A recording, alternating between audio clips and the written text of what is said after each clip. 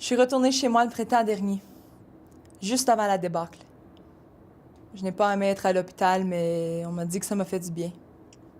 Si je reste en bonne santé, je n'aurais pas à y retourner. Je prends mes médicaments régulièrement et ça va. Ma mère elle prend des cours avec Christine pour apprendre à mieux cuisiner. Et les enfants aiment bien ce qu'elle prépare.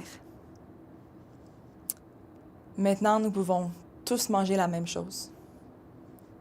Je peux manger de la bannique, mais je peux pas manger de la bannique et du bacon en même temps. Je n'aime toujours pas les tomates. Je vais à l'infirmière régulièrement et mon taux de sucre s'améliore. Quand on m'a dit que j'avais le diabète, j'ai eu peur. Et j'ai mal géré ma situation. J'avais le cerveau tout embrumé parce que mon taux de sucre était trop élevé. Et je pensais que je me rendais folle. Mais Christine a discuté de la question avec moi. Quand on m'a dit que mon niveau de stress pouvait affecter mon taux de sucre, j'ai été vraiment surprise. Mais une fois que mon taux s'est stabilisé, je me suis sentie tellement mieux.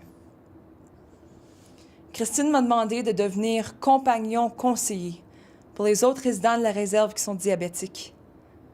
Au début, je voulais vraiment pas, mais je me suis rendu compte que si nous voulons être en meilleure santé, c'est nous qui devons se mettre à en parler.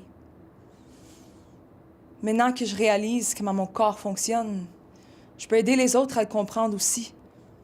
Je veux dire, c'est bon quand le monde réalise qu'ils peuvent prendre contrôle de leur situation. On a eu un bel été. J'ai été souvent à la pêche. On a abattu un orignal, alors maintenant nous allons avoir plein de bonne viande pour un certain temps. Peut-être je vais même aider Christine à planter son jardin, celui dont elle ne cesse d'en parler.